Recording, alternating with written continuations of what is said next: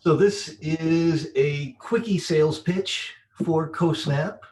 Um, I gave kind of a lightning talk earlier, and so I'm not going to cover it too much, but if you have questions afterwards, please feel free to ask away. So, sorry, let me just get started here. So I'm going to lead off, and then Steph will take over for the other aspects. It I'm the one who's mostly going to be talking about the fabrication and getting you the post. The idea behind CoSnap with regards to this project, the Learning Network is part of this grant project, part of this network vision. CoSnap is also a smaller part of this project. The work that everyone has contributed to with these citizen science tools related to flooding, weather, climate, all that is related to this overall grant. So this particular aspect has to do with CoSnap. And one thing that we wrote in there was that all the New England programs will get a free CoSnap post. So we had actually been exploring CoSnap at Woods Hole Sea Grant, and we've got a couple of them up. And the idea is, the more you put up, the more distribution, a wider network. There's a lot of economy of scale and getting kind of interest across the region.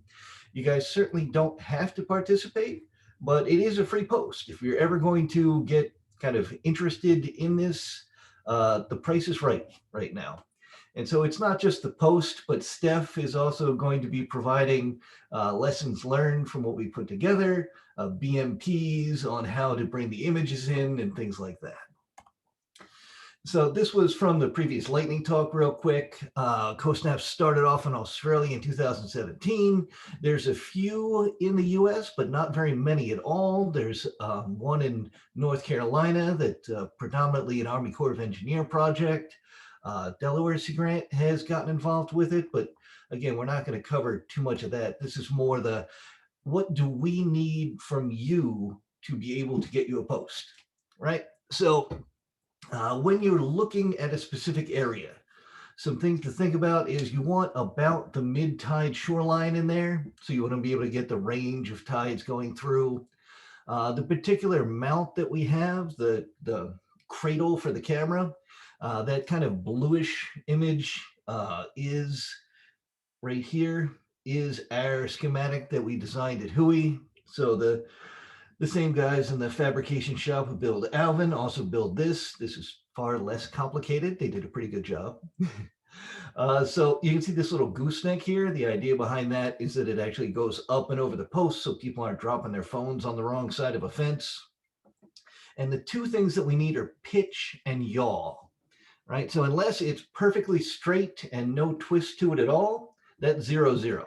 So what we need to do is when you go to a particular area that you're thinking about installing one of these, you need to know if it's perfectly straight or if it has any yaw to it, any spin on that axis. And the other is pitch, right? You don't want it looking straight up or straight down, but you might need to tip it a little bit to get your right field of view. So the two things are pitch and yaw. You want to maximize your field of view, but you also don't want something that's really obtrusive to the view. People usually go to these places to look at the water, not necessarily this phone cradle. So you don't want to, take the best view away from people with this.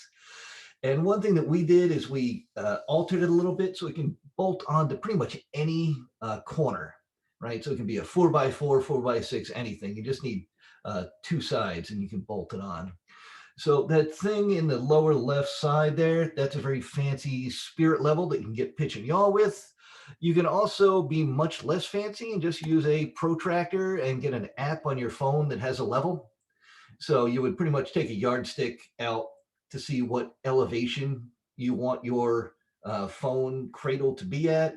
You put the yardstick on the post that you're thinking about, and then you put the phone on top and you tip it kind of side to side to see what you want to get with that, and that will be your it says right on the phone. You can put a level on there too, but for this level of accuracy, the phone will certainly give you that. And then if you need to tip it down at all to get your elevations. And then you can just see that's how you install it. It comes pre-drilled, and then just some galvanized lag bolts with washers will get it in there.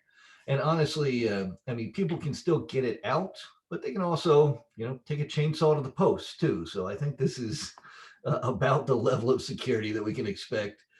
Somebody did steal our sign at one point, but we used a much more secure sign system the second time, and that's lasted a little bit longer.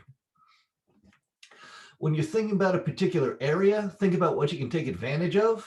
So here's a spot over in Martha's Vineyard where I saw these massive ties built into this guardrail, and I was like, that's exactly where I want it. Um, After about 9 months of back and forth with DOT and the various regulatory agencies, I'm going to install it myself, not in this area.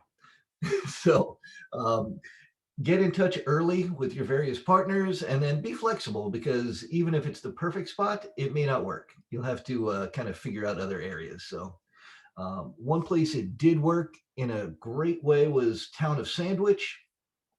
So this is a dune walkover that actually got washed out during a fairly significant event, and they never put the stairs back. So this is something that goes up to the top and just ends, kind of like a little lookout area. They said we could use it. We partnered with them. This is what we were going to do, and this is what it looks like when it's done. Right. So this is actually installed. We've been collecting images. I haven't put together a really big one yet, but this is a quickie time series, just a few images of right after a nourishment and then right after a wind and rain event, and then they planted it. So we're obviously going to update this when the grass starts growing in spring. We'll be able to get green. When it really starts to get tested with storms, we'll see how it does for that level of resilience. Just to be able to have, you can tell shorter stories in addition to the long story of time lapse. So frequently asked questions. Can we get a picture post instead?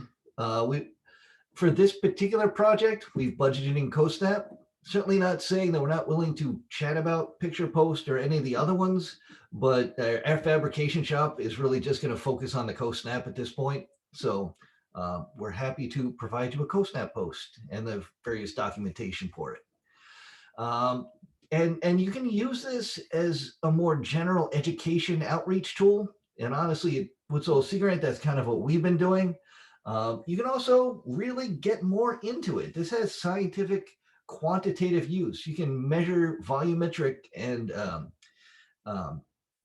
static shoreline change. So you're looking at really getting involved with MATLAB if you're getting and doing that, and a lot of photo work. And that's not saying it's not valuable, but you're gonna have to think about staff time and what you want to do with that if you have a project that needs that kind of work. And so the Australians that started it have user groups and support groups, and there is training available for that if you want to get to that level. What kind of story you want to tell? You can tell a story about, general coastal processes, how the beach kind of goes back and forth summer to winter. It can be education about how erosion works in general. You can also tell the story about restoration projects, right?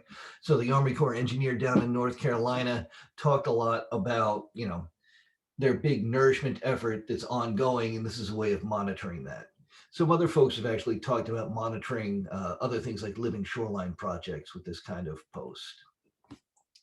So this is my last slide, then I'll turn it over to Steph.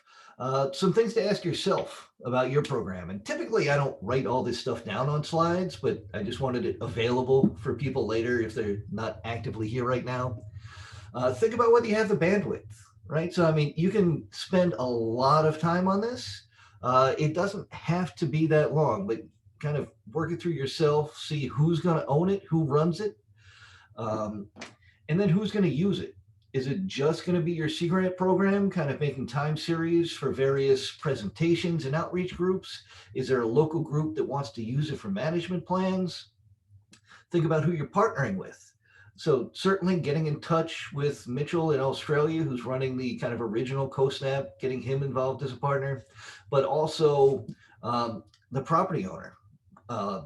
We've kind of tried to work with town-owned property. So it's public, it's accessible. You have to think about foot traffic, how people are going to get there to actually use it. Think about also what kind of area it is. So obviously in Maine, there's a lot of rocky shorelines. Not saying the shoreline up there doesn't change, but it's not going to have that same relatively rapid dynamics that a sandy shoreline would. And it's really meant to show change. You can show some higher water levels too, but you may not need that this kind of system for that. Some of the logistics, think about foot traffic. How many people are going to be there? Are they going to be there year round? You may need to prime the pump. If nobody's there in the winter, you might need to send somebody out, once a month or before or after storms or something, just to get the really good pictures. The field of view is very important. You want to be able to get enough to actually show something. The elevation, are you going to be able to be high enough to see things? Is the area going to be flooded? And any permitting. We did have to do some local permitting to do anything on a beach. You may not need to. If it's already up on a post, you may not need that level of permitting. And one of the last things is we're trying to show areas that are dynamic. The really dynamic areas, your post may not last, right? So don't put it in some place that's eroding so rapidly that the post will have to be moved. Because if it does have to be moved, then you've pretty much lost your time series aspect of it, because it's not going to be the exact same picture over time. So with that, I think I will pass it over to Steph, and certainly we can take as many questions as you want afterwards. And I was thinking, after Steph's done, hopefully this will be a fairly informal session among ourselves, because obviously if you guys want a CoSnap post, it's yours for the taking, but I'd like to hear about the area, and if we can talk about, kind of what information you can get me to be able to fabricate the right kind of post and whether the location's appropriate. And then Steph can kind of fill in with what happens afterwards, right? We're not just going to hand you a post and walk away. There's also support in the form of various website BMT documents and things like that I'll shut up and let Steph take over. Thanks, Greg. I'm sharing my screen now. Can folks see this? Yeah, great. And I'll just be real quick. Greg gave you really the bulk of things and the most important pieces of it, but just stepping back a little bit, give you a sense of the CoSnap community. Globally, there's 16 countries. There's more than 75 CoSnap stations around the world. And some of the advantages of using cell phones for beach monitoring: very low setup costs, a high level of community participation, and low vandalism risk.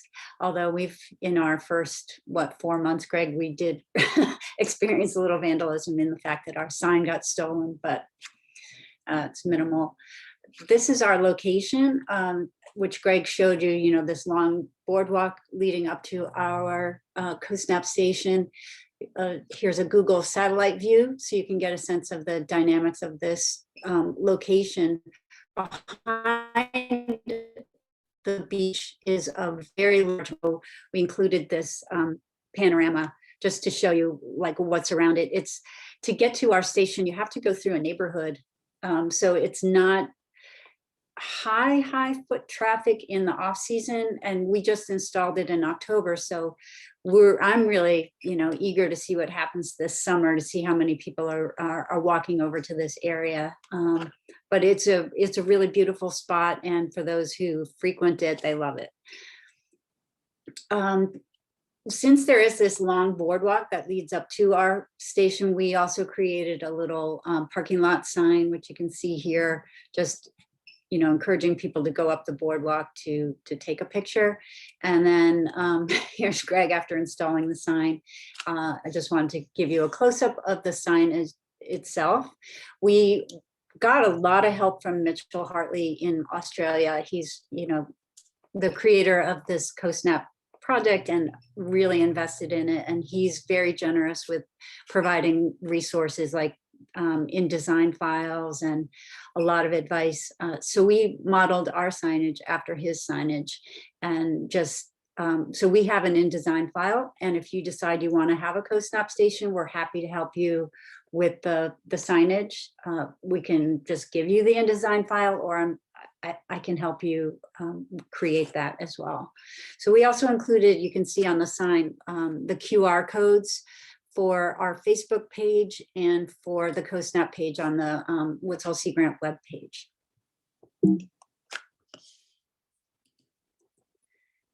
So then what happens when people take pictures? For the most part, for us, we're getting photos sent to us through Facebook. We also encourage people to use email or Instagram, but most of ours are coming through Facebook, and we're curious to see whether that changes in the summer as well. With more young people, we may get more Instagram photos, but for right now, Facebook is the main venue or the main pathway we get photos. So through our Facebook page, we receive notifications like this, that somebody has uploaded an image. We can, the image isn't shared immediately on the Facebook page. You get notified and then you decide to share it. So there is that element of control that you have when you're posting photos. If it's not appropriate, it doesn't just show up on your page. So from the notification, you can reply to the person who sent it, and then you can also share it on the page itself and then write your post. From there, we download the images, and for us, we've decided to keep them in a shared Google Drive folder. We download them and then rename them according to a naming convention that we've created that makes sense to us so that we can keep them organized by date and location. But you don't need to worry about this too much. We're going to be putting together a best management practices document. So this is just to really kind of give you an overview of this sense of a sense of the time involved. And, you know, from my point of view, it's not a lot of time so far. And that's what we have.